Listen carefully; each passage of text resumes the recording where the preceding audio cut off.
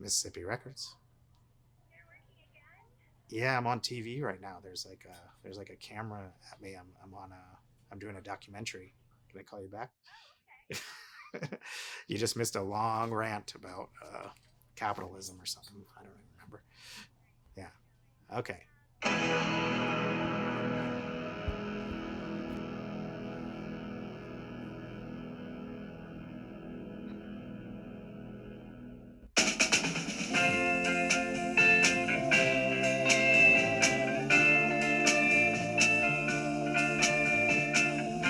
This is a song about a bad girl.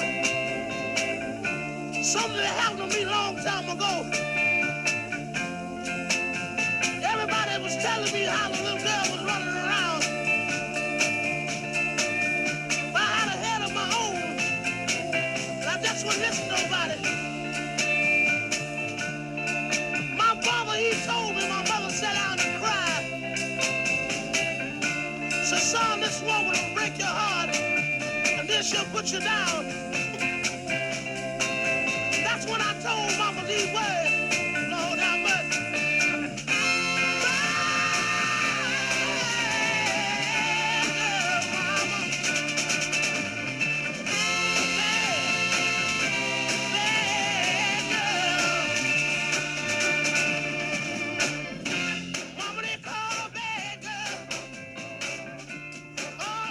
She wanted to be free, but I'm in love with the little girl, and I believe that she loved me. I'm Eric Isaacson, and this is Mississippi Records, a record store, record label, show promotion company that's been around for 21 years.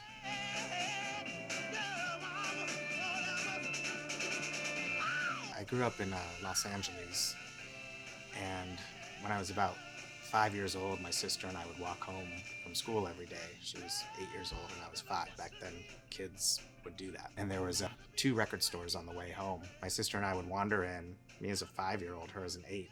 The record store clerks, they seemed like wizards, you know? Like they had some like secret information that I would never have access to. And they would let us go to the listening stations and just listen to anything we wanted in the store. Pretty much 3 days a week after school, I would go in there and just listen to things. Arbitrarily based on the covers, you know. I was 5, so spaceships were good, skulls, anything vaguely punk or dangerous looking was cool. And that was sort of how I got my taste for record stores. I didn't really think of them as businesses. I just thought of them as part of the sidewalk that you walked in on your way home and got to listen to music, and then you walked the rest of the way home. So that was my first association with them. I considered them social hubs from a very early age, and really important to how I kind of explored the world. Yeah, but it's cool, and it's all from '66 to '67, and it's all like records that made like 500 copies. Yeah, it's good stuff. I really like it. But we have a listening station in both. Thanks. When I would travel, when I'd go to a new town that I'd never been to, I'd never know how to get my bearings. So I'd always just look up in the phone book where the record stores were. And that was usually the coolest neighborhoods, the ones that you wanted to go to. Records for $2. So I'd just start at the record store and hopefully make friends enough with people working there to where they could tell me what was going on in town, what restaurants to go to, what shows to go to, all this kind of thing. We are the ones to make it all work out.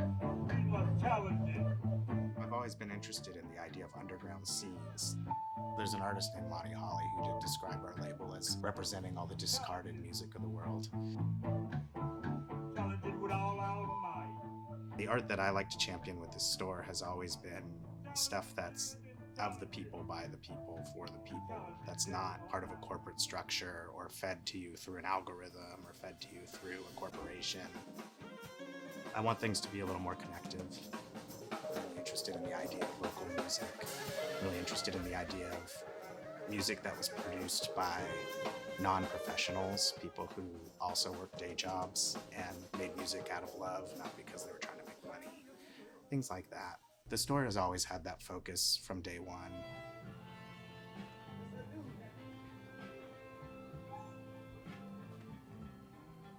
My store had a huge demand for older music that was sort of hard to find, music that just wasn't being represented by the mainstream music industry. We sort of started as essentially a punk label representing non-punk music. The first records we made, they ended up selling out right away because I was representing whole genres, like things like African acoustic guitar music or pre-war blues or certain types of gospel. We were the only label in the entire world at that point putting this stuff out. And so I'd found a niche that no one else was hitting, and it worked out pretty well. I think we're well over 300 records at this point we've put out in the last 12 years. We have a very diverse label, and it's hard to find the thread, like why these records. You know, if you look at our catalog of 360 records, the genre isn't how we pick, or period or geography isn't the way we've chosen the music we put out. So we have everything from all over the world. We have Southeast Asian music. We have tons of music from Africa, music from the American South, punk bands from Portland. It's very confusing to an outsider probably to try to figure out what the thread is between all these musics. And honestly, it is just based on when I listen to something, if it hits me emotionally. I can't explain why I chose what I chose. It has everything to do with just the immediate effect of the music on my nervous system, the vibrations of it. If you want to get spiritual about it, it's whatever resonates with that and vibrates the water in me the way I like to feel is what gets on the label. It's that simple.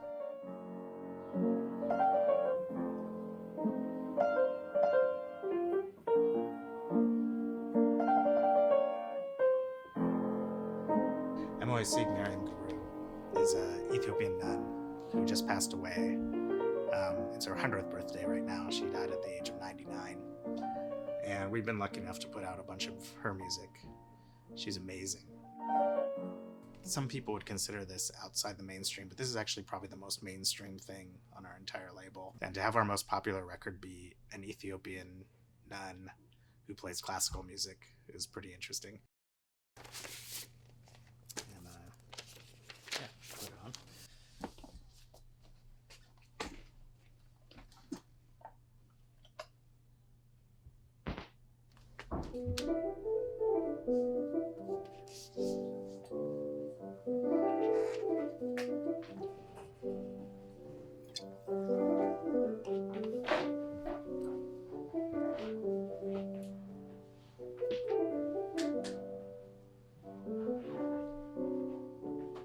This is the biggest hit on our label, which cracks me up, but it's just that's the alternate universe I like living in, is one where this is a #1 hit. So I'm honored to live in that universe.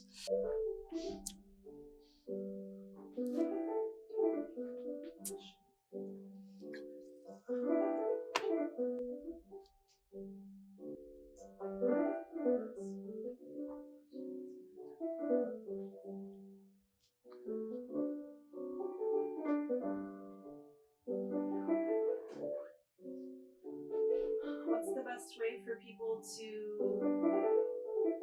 get in touch with Mississippi Records? I never thought about that. Should they find you on social media? We are not on social media. How do you get in touch with us? You can call on the phone, but we don't pick up that often. We pick up maybe 50% of the time when we're open. So you could try calling. You could stop by, or if you're not in Portland, then you could tell a friend to stop by and have them communicate with us. Yeah, we're pretty elusive, huh? Snail mail? Snail mail works. Yeah, I love snail mail. You can always just send a letter. Yeah, we don't make it easy, do we? I hadn't really thought about that. I email,